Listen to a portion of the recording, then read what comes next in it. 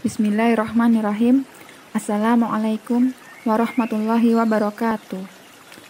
Alhamdulillah wassalatu wassalamu ala rasulillah amma ba'du. Mata kuliah metode pengajaran dengan pembahasan model pembelajaran.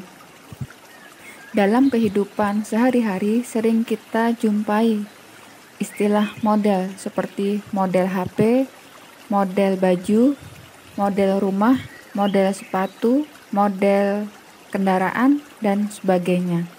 Model juga dikenal dengan istilah pola. Model atau pola biasanya digunakan sebagai acuan atau pedoman untuk merancang, membuat, atau melaksanakan suatu kegiatan supaya hasilnya sesuai dengan yang diharapkan.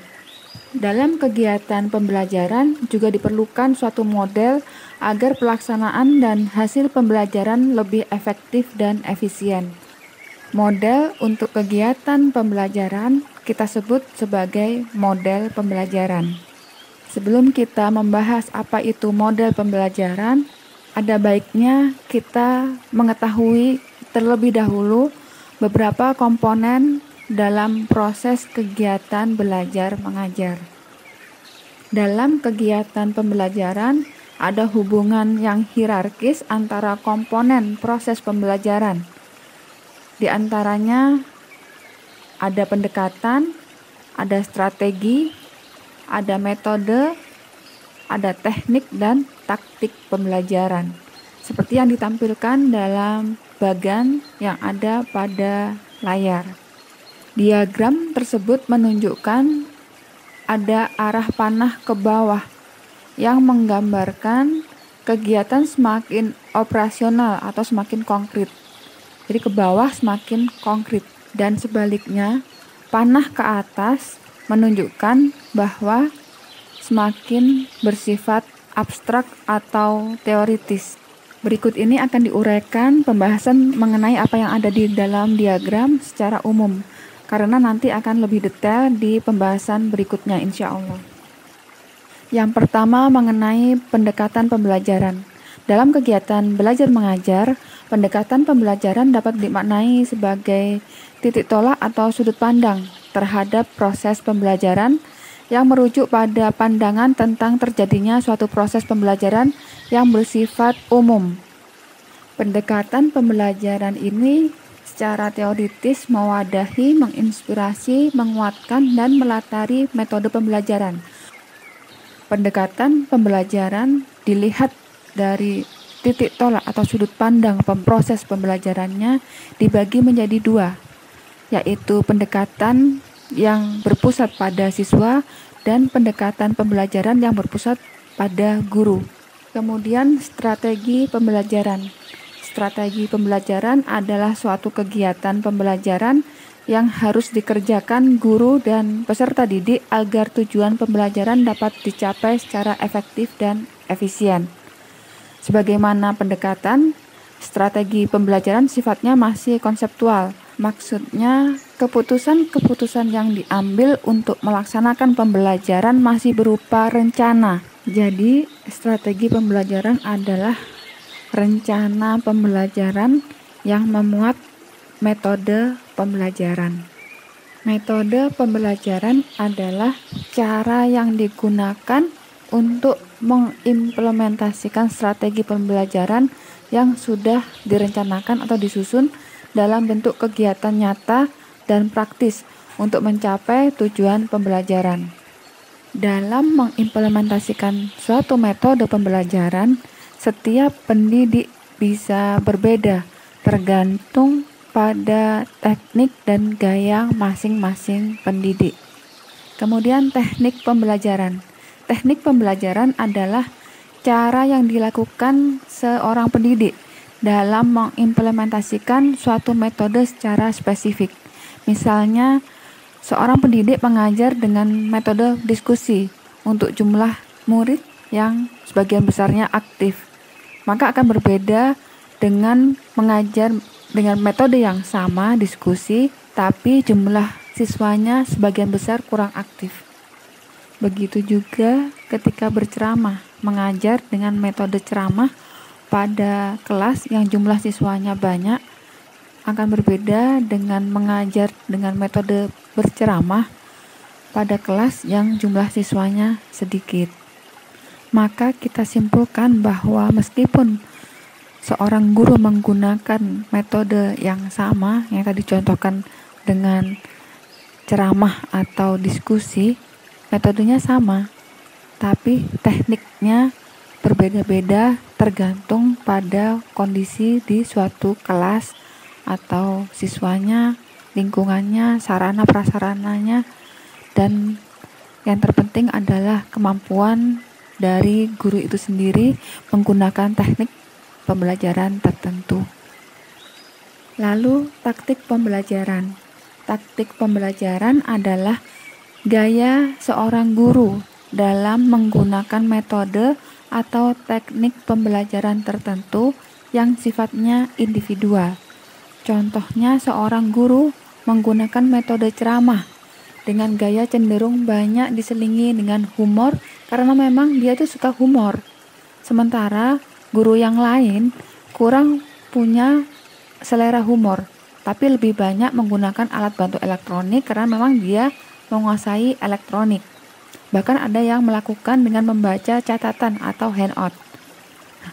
Taktik atau gaya pembelajaran setiap guru itu akan dipengaruhi oleh kemampuan, pengalaman, dan tipe kepribadiannya. Dengan demikian, akan tampak bahwa gaya pembelajaran akan menunjukkan keunikan atau kekhasan dari setiap individu. Bahkan, taktik pembelajaran akan menjadi sebuah ilmu dan sekaligus sebagai seni atau kiat seorang guru dalam melaksanakan pembelajaran. Taktik ini biasanya bisa membuat siswa menyukai atau semangat belajarnya menjadi meningkat. Jadi, kita tidak boleh memaksakan seorang guru harus sama gaya mengajarnya dengan guru yang lain. Karena taktik atau gaya seseorang itu berbeda-beda. Ada yang suka humor, ada yang gak suka humor, ada yang serius, ada yang suka cerita, ada yang suka sesuai dengan modul, dan sebagainya. Dari penjelasan yang sudah disampaikan, pada hakikatnya model pembelajaran adalah model yang digunakan oleh guru atau instruktur untuk melaksanakan kegiatan belajar mengajar yang memuat kegiatan guru dan siswa dengan memperhatikan lingkungan dan sarana prasarana yang tersedia di kelas atau tempat belajar. Model dalam KBBI di tahun 1995 diartikan sebagai pola. Pola dari sesuatu yang akan dihasilkan atau dibuat. Secara umum, model dimaknai sebagai suatu objek atau konsep yang digunakan untuk merepresentasikan sesuatu hal yang nyata dan dikonversi menjadi sebuah bentuk yang lebih komprehensif. Misalnya model baju kerja, model baju kebaya, model baju muslim, model baju tidur, dan sebagainya. Jadi dapat kita simpulkan bahwa model pembelajaran adalah kerangka konseptual yang melukiskan prosedur yang sistematis dalam mengorganisasikan pengalaman belajar untuk mencapai tujuan pembelajaran dan berfungsi sebagai pedoman bagi para perancang pembelajaran dan para pengajar dalam merencanakan dan melaksanakan aktivitas belajar mengajar. Oleh karena itu, kita sebagai calon guru atau calon instruktur yang sekaligus sebagai perancang dan pelaksana aktivitas pembelajaran harus mampu memahami model-model pembelajaran dengan baik agar pembelajaran dapat terlaksana dengan efektif dan efisien. Banyak model pembelajaran yang dikembangkan oleh para pakar pendidikan. Agar kita bisa menjadi seorang guru yang profesional, pengetahuan mengenai model-model pembelajaran harus kita miliki dengan baik. Sebab, model pembelajaran memiliki beberapa fungsi yang dalam kaitannya untuk meningkatkan efektivitas dan efisiensi pembelajaran. Secara umum, model pembelajaran berfungsi untuk membantu dan membimbing guru untuk memilih komponen proses dalam pembelajaran, teknik, strategi, dan metode pembelajaran agar tujuan pembelajaran tercapai. Seperti yang kita pelajari sebelumnya, bahwa model pembelajaran pada dasarnya memuat metode, strategi, teknik, dan taktik pembelajaran. Untuk itu, ketika kita menggunakan model pembelajaran tertentu, secara otomatis kita akan mengetahui taktik, teknik, strategi, dan metode pembelajaran yang akan kita lakukan. Secara khusus, model pembelajaran memiliki beberapa fungsi. Di antaranya, yang pertama, membantu guru menciptakan perubahan perilaku peserta didik yang diinginkan. Seperti yang kita ketahui bahwa model pembelajaran digunakan untuk merealisasikan target pembelajaran atau tujuan pembelajaran dan implementasinya dalam pembelajaran. Bentuk perubahan perilaku yang ditargetkan pada peserta didik sebenarnya sudah ada dalam rumusan tujuan pembelajaran. Oleh karena itu, model pembelajaran dapat membentuk atau menciptakan tercapainya tujuan pembelajaran atau menciptakan perubahan perilaku pada peserta didik. Perubahan perilaku tersebut dikelompokkan menjadi 3 ranah, yaitu ranah kognitif, ranah afektif, dan ranah psikomotorik. Fungsi model pembelajaran yang kedua, membantu guru dalam menentukan cara dan sarana untuk menciptakan lingkungan yang sesuai untuk melaksanakan pembelajaran. Fungsi model pembelajaran yang ketiga, membantu menciptakan interaksi antara guru dan peserta didik yang diinginkan selama proses pembelajaran berlangsung. Jika seorang guru memiliki model pembelajaran, maka ia mempunyai pedoman untuk berinteraksi dengan peserta didik selama proses pembelajaran berlangsung. Misalnya cara mengkomunikasikan informasi, cara memunculkan masalah, cara menanggapi pertanyaan atau jawaban dari peserta didik, dan sebagainya. Yang keempat, membantu guru dalam mengkonstruk kurikulum, silabus, atau konten pembelajaran. Dengan memahami model-model pembelajaran, maka kita akan terbantu untuk mengembangkan dan mengkonstruksi kurikulum atau program pembelajaran pada suatu mata pelajaran. Fungsi yang kelima, membantu guru memilih materi pembelajaran yang tepat untuk mengajar. Fungsi yang keenam, membantu guru merancang kegiatan pembelajaran yang sesuai. Dalam model pembelajaran ada sintakmatik atau fase-fase atau langkah-langkah kegiatan belajar mengajar. Maka dengan model pembelajaran yang kita pilih, kita akan terpandu atau terarah dalam merancang kegiatan-kegiatan yang akan kita lakukan dalam melaksanakan pembelajaran. Fungsi yang ketujuh, memberikan bahan prosedur untuk mengembangkan materi dan sumber belajar yang menarik dan efektif. Dalam setiap model pembelajaran ada sistem pendukung.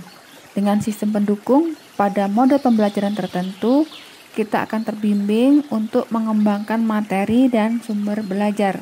Misalnya membuat handout, modul, diktat, dan sebagainya.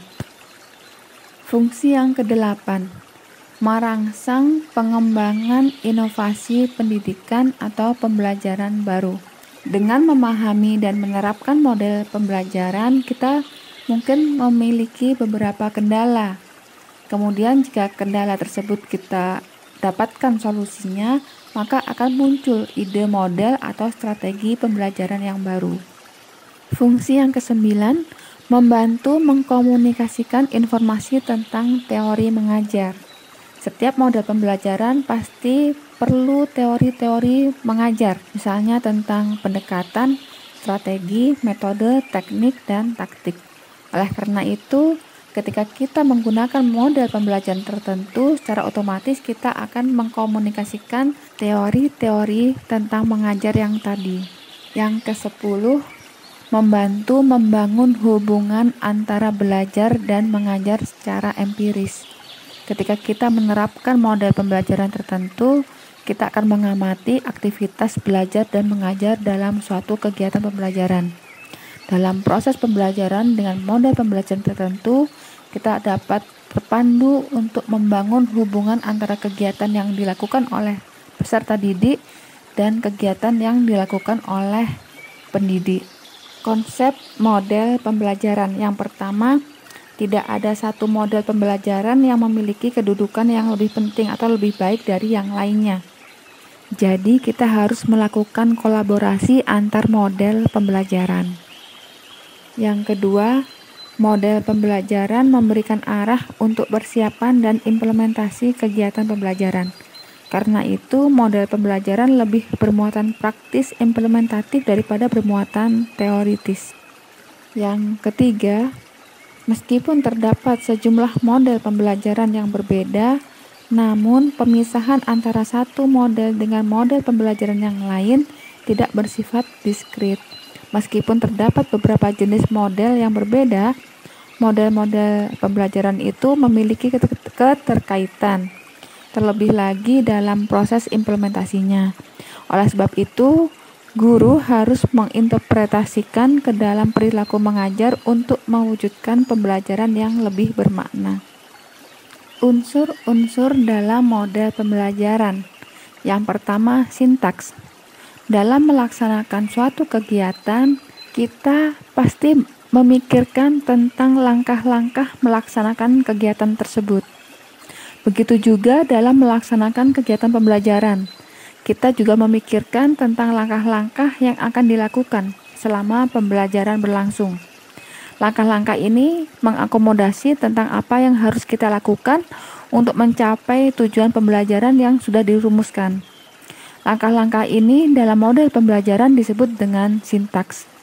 Jadi, sintaks dalam model pembelajaran dimaknai sebagai tahapan kegiatan dari setiap model pembelajaran.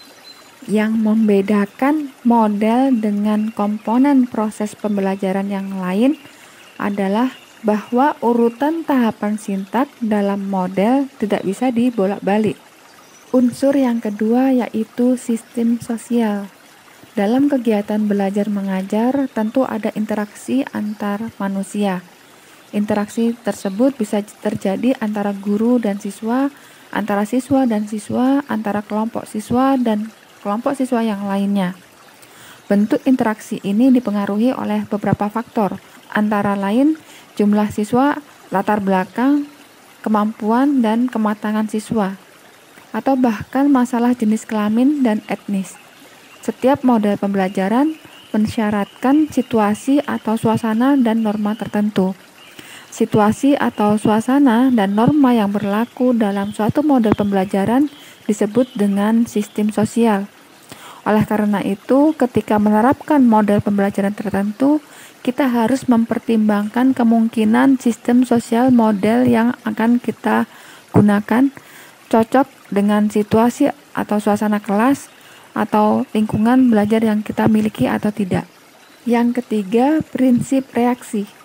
Dalam pelaksanaan kegiatan pembelajaran, ada pola kegiatan yang menggambarkan cara guru dalam melihat dan memperlakukan para siswanya, termasuk cara guru memberikan respon terhadap siswa. Pola kegiatan guru dalam memperlakukan atau memberikan respon pada siswa disebut dengan prinsip reaksi. Oleh karena itu, ketika kita menerapkan atau menggunakan model pembelajaran tertentu, kita harus mempunyai kemampuan cara memberikan respon pada siswa sesuai dengan pola atau prinsip reaksi yang berlaku pada model tersebut. Yang keempat, sistem pendukung. Supaya kegiatan pembelajaran berjalan dengan efektif dan efisien, maka perlu sistem yang mendukung. Sistem pendukung ini bisa berupa sarana, alat, dan bahan yang diperlukan dalam melaksanakan model pembelajaran tersebut. Sistem pendukung ini berkaitan dengan sintaks yang ada dalam model pembelajaran tersebut. Dengan demikian, sistem pendukung yang dimaksud dalam suatu model pembelajaran adalah segala sarana, bahan, dan alat yang diperlukan untuk mendukung pelaksanaan model pembelajaran itu.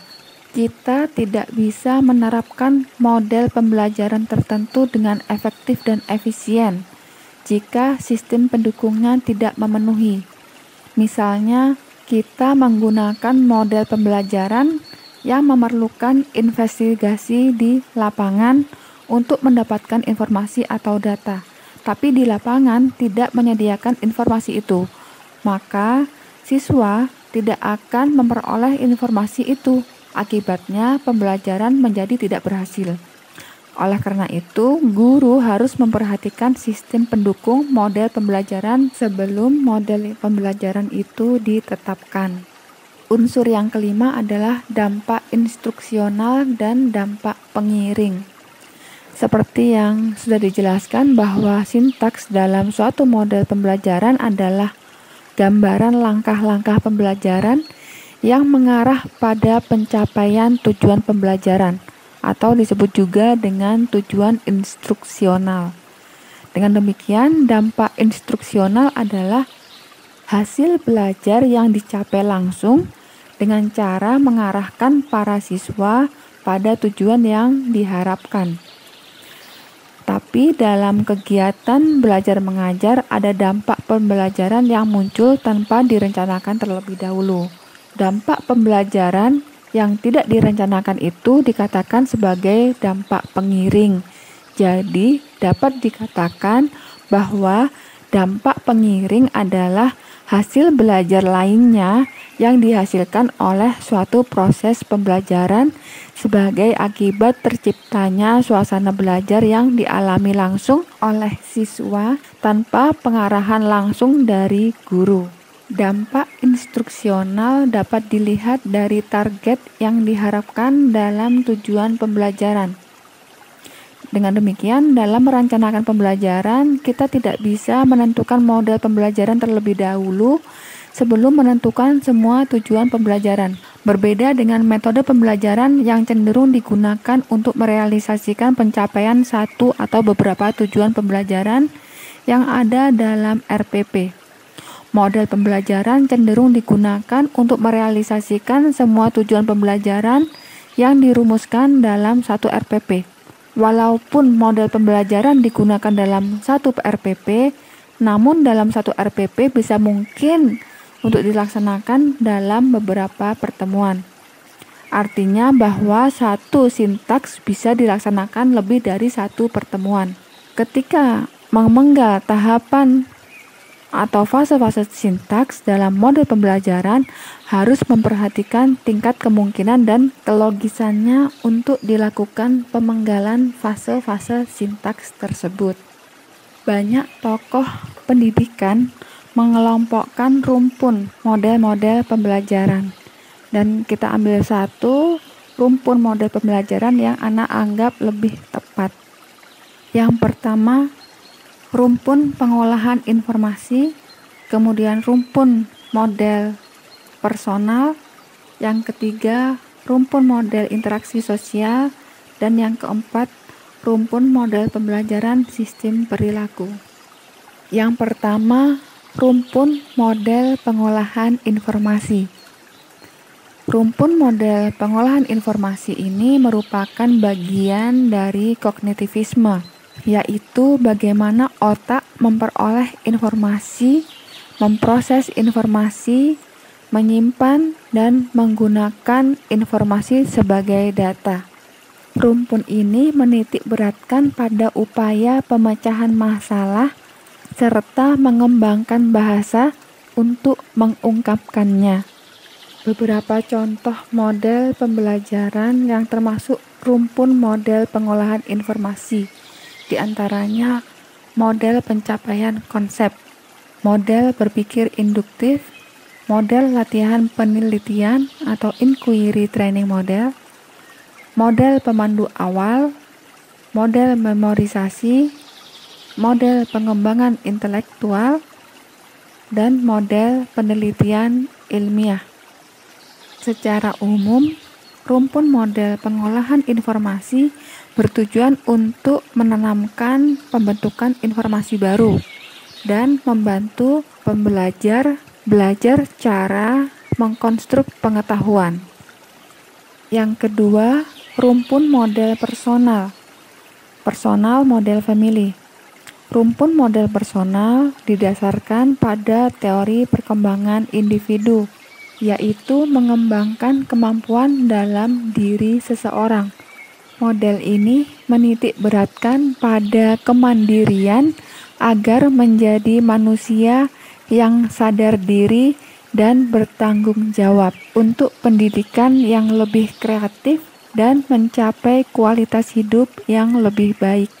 Model yang termasuk dalam rumpun model personal diantaranya model pembelajaran tidak langsung atau non-directive teaching. Kemudian model sinektik, model latihan kesadaran, dan model pertemuan kelas.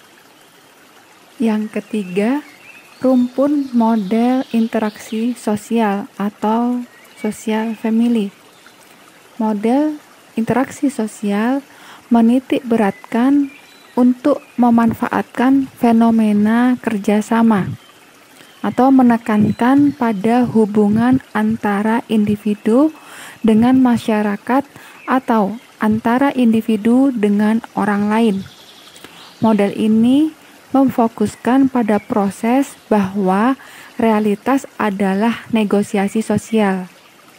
Model-model pembelajaran dalam kelompok ini memberikan prioritas pada peningkatan kemampuan individu untuk berhubungan dengan orang lain, untuk meningkatkan proses demokratis, dan untuk belajar dalam masyarakat secara produktif. Model-model pembelajaran yang termasuk dalam rumpun model sosial diantaranya ada model kerja kelompok atau grup investigasi, model penelitian ilmu sosial atau social science inquiry, kemudian model jurisprudensi, ada model bermain peran, model simulasi sosial, dan model latihan laboratorium atau laboratory training. Yang keempat, rumpun model sistem perilaku atau modifikasi tingkah laku. Pembelajaran pada rumpun ini didasarkan pada suatu pengetahuan yang mengacu dengan teori perilaku seperti teori belajar perilaku, teori belajar sosial, modifikasi perilaku atau perilaku terapi. Model-model pembelajaran pada rumpun ini mementingkan penciptaan lingkungan belajar yang memungkinkan manipulasi penguatan perilaku secara efektif, sehingga terbentuk pola perilaku yang dikehendaki. Yang termasuk dalam rumpun model pembelajaran perilaku diantaranya adalah model manajemen dari akibat hasil perlakuan, atau bisa disebut dengan kontingensi manajemen. Kemudian model kontrol diri.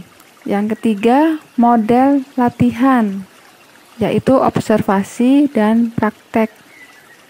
Yang keempat, model relaksasi. Yang kelima, model desensitization. Yang keenam, model assertive training atau latihan tegas.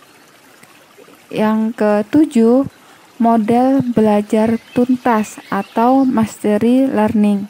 Yang kedelapan, direct instruction atau pembelajaran langsung. Berikut ini ditampilkan pada layar beberapa perbandingan model-model pembelajaran antara model interaksi sosial, model pengolahan informasi, model personal dan model modifikasi perilaku dilihat dari strategi atau metode pembelajaran dan orientasi pokok pembelajaran.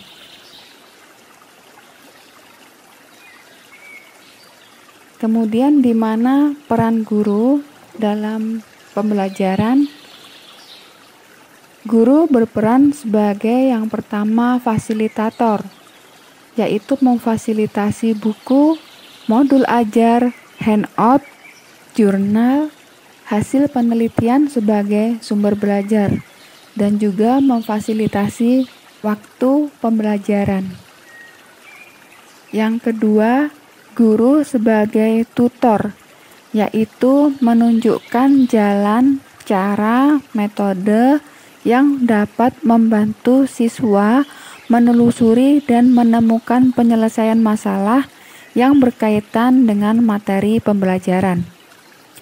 Yang ketiga, guru berperan sebagai motivator, yaitu dengan memberi perhatian pada siswa, memberi materi yang relevan dengan tingkat kemampuan siswa dan dengan situasi yang kontekstual, memberi semangat dan kepercayaan pada siswa bahwa mereka dapat mencapai kompetensi yang diharapkan dan memberi kepuasan pada siswa terhadap pembelajaran yang dijalankan.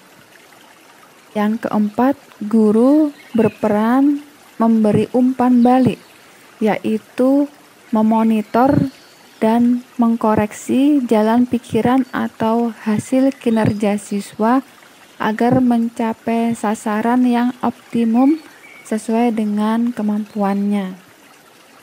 Yang terakhir, ciri-ciri model pembelajaran. Ciri-ciri model pembelajaran adalah unsur-unsur yang harus ada dalam model pembelajaran, seperti sintaks, sistem sosial, prinsip reaksi, dampak instruksional, dan dampak pengiring. Sekian pembahasan yang bisa kami sampaikan. Subhanakallahumma wa bihamdika asyhadu alla ilaha illa anta astaghfiruka wa atubu ilaik. Wassalamualaikum warahmatullahi wabarakatuh. Barakallahu fiikunna.